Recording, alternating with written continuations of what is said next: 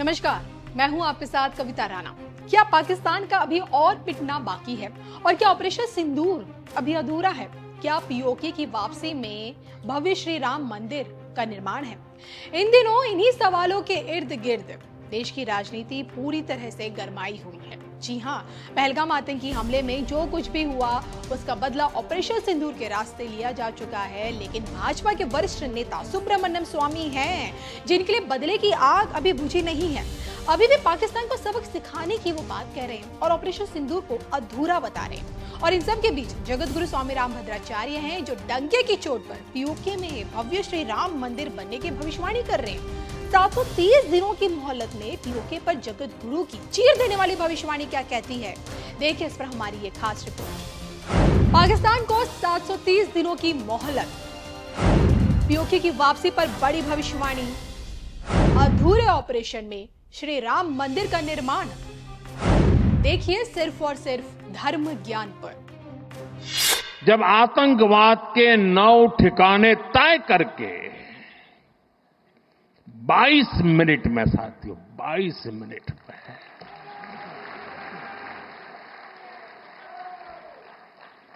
उनको ध्वस्त कर दिया। और इस बार तो सब कैमरा के सामने की सारी व्यवस्था रखी थी ताकि हमारे घर में कोई सबूत न मांगे। अब हमें सबूत नहीं देना पड़ रहा है, वो ऊपर वाला दे रहा है। ऑपरेशन सिंदूर के बाद सबूत तो नहीं मांगे जा रहे, लेकिन उम्मीदों का पिटारा सवाल जरूर खड़े कर रहा है। पहलगाम हमले के बाद विश्व पटल पर पाकिस्तान की पोल खोलने के लिए भारत द्वारा ऑल पार्टी डेलीगेशन भेजा गया और जिसकी आलोचना कर रहे सुब्रमण्यम स्वामी ने इसे व्यर्थ बताकर विदेश भ्रमण का आनंद करार दिया है। हालांकि देखिए स्पष्ट शब्दों में पाकिस्तान की और कुटाई किए जाने की भी बात कह रहे हैं। सुब्रमण्यम स्वामी की माने तो पाकिस्तान को सबक सिखाने का एक बहुत बड़ा मौका पीएम मोदी ने गंवाया है। युद्ध विराम की बजाय पाकिस्तान की और कुटाई होनी चाहिए थी।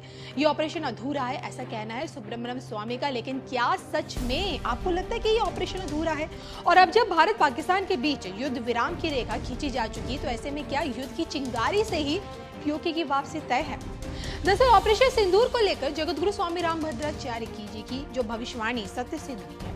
आतंकी हमले का बदला लिए जाने के उन्होंने स्पष्ट संकेत दिए थे उस समय, और अब जब ऑपरेशन सिंदूर के रास्ते आतंकी ठिकानों को ध्वस्त किया जा चुका है, तो ऐसे में जगत गुरु पीओके की वापसी की अब भविष्यवाणी कर रहे हैं। आज की परिस्थितियों को देखते हुए जगत गुरु इस बात की भविष्यवाणी कर रहे हैं कि 2 सालों के अंदर अंदर यानी कि 730 दिनों में पाकिस्तान अधिकृत कश्मीर की वापसी होगी और इसी वापसी के साथ ही पीओके में श्री राम मंदिर का भव्य निर्माण होगा, जहां जाकर जगत गुरु खुद राम कथा सुनाएंगे। तो जगत गुरु के इस भविष्यवाणी और दावों को नजरअंदाज करना भी पॉसिबल नहीं है, क्योंकि जगत गुरु द्वारा कही गई भविष्यवाणियों को सत्यता की कसौटी पर लोगों ने परखा है। मोदी के बैक टू बैक पीएम बनने, योगी के सीएम बनने और यहाँ तक कि सोचे रामनाथ कोविंद के राष्ट्रपति बनने की भविष्यवाणी भी जगत गुरु ने की थी, जो सत्य सिद्ध हुई। और जो कि देखिए बीते 11 सालों से आप भी जानते हैं कि सत्ता पर भाजपा काबिज है और यही कारण है कि अब जगत गुरु इस देश में रामचरितमानस को राष्ट्रीय ग्रंथ घोषित किए जाने की भी मांग पीएम मोदी से कर रहे हैं। हालांकि उनकी ये मांग क्या पूरी हो पाती नहीं हो पाती ये तो समय बताएगा। फिलहाल तो मन के चक्षु से प्रत्येक दिन रामलला के दर्शन करने वाले जगत गुरु स्वामी राम भद्राचार्य का पीओके के संदर्भ में की गई ये भविष्यवाणी क्या सत्यता की कसौटी पर उतरेगी? और समाज से जब जब पीओके की वापसी पर भविष्यवाणी होती तो क्या ये उचित आपको लगता है? कमेंट करके बताइएगा जरूर। भाइयों बहनों, यहाँ आने से पहले वडोदरा में वहां हजारों की संख्या में माताएं बहनें आई। वे सभी बहनें देश का, हमारी सेनाओं का अभिनंदन करने वहां पहुंचे। उन्होंने इस पावन कार्य का निमित्त मुझे बनाया। देश के लिए हमारी मातृशक्ति को नमन करता। यहां दाहोद में भी आप सभी ने, माताओं बहनों ने तिरंगा झंडा हाथ में लेकर के ऑपरेशन सिंदूर के लिए अपना ढेर सारा आशीर्वाद दिया। दाहोद की ये धरती तप और त्याग की धरती है। कहते हैं कि यहीं दुधिमती नदी के तट पर महर्षि दधीचि ने सृष्टि की रक्षा के लिए देह का त्याग किया था। ये वो धरती है जिसने क्रांतिवीर तात्या टोपे के संकट के समय सहायता की थी। मानगढ़ धाम यहां से ज्यादा दूर नहीं है। मानगढ़ धाम गोविंद गुरु की सैकड़ों आदिवासी सेनानियों के बलिदान का प्रतीक है। यानी ये क्षेत्र मां भारती की मानवता की रक्षा के लिए हमारे तप और त्याग को दर्शाता है। जब हम भारतीयों के संस्कार हैं तो सोचिए, जम्मू कश्मीर के पहलगाम में आतंकवादियों ने जो कुछ किया, क्या भारत चुप बैठ सकता है? क्या मोदी चुप बैठ सकता है? जब कोई हमारी बहनों के सिंदूर को मिटाएगा तो उसका भी मिटना तय हो जाता है।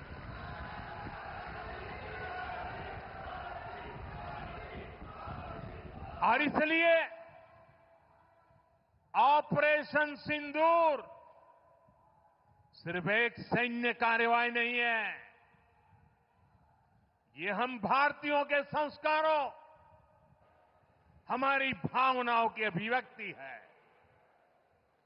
आतंक फैलाने वालों को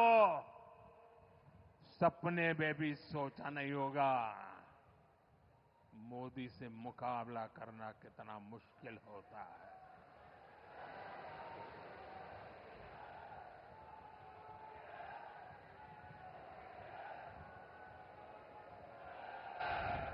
तिरंगा लहराते रहिए। तिरंगे की आन बान शान का जरा सोचिए, बाल बच्चों के सामने पिता को गोली मार दी। आज भी वो तस्वीरें देखते हैं तो खून खौल जाता है। आतंकवादियों ने 140 करोड़ भारतीयों को चुनौती दी थी। इसलिए मोदी ने वही किया जिसके लिए देशवासियों ने, आपने मुझे प्रधान सेवक की जिम्मेदारी दी। मोदी ने अपनी तीनों सेनाओं को खुली छूट दी और हमारे शूरवीर ने वो कर दिखाया जो दुनिया ने पिछले कई दशकों से नहीं देखा था। हमने सीमा पार चल रहे आतंक के 9 सबसे बड़े आतंकी ठिकाने उनको ढूंढ निकाला, अता पता पक्का कर लिया और 22 तारीख को उन्होंने जो खेल खेला था, 6 तारीख रात को 22 मिनट में हमने उनको मिट्टी में मिला दिया। भारत की इस कार्रवाई से बौखलाकर जब पाकिस्तानी सेना ने दुस्साहस दिखाया तो हमारी सेनाओं ने पाकिस्तानी फौज को भी धूल चटा दी।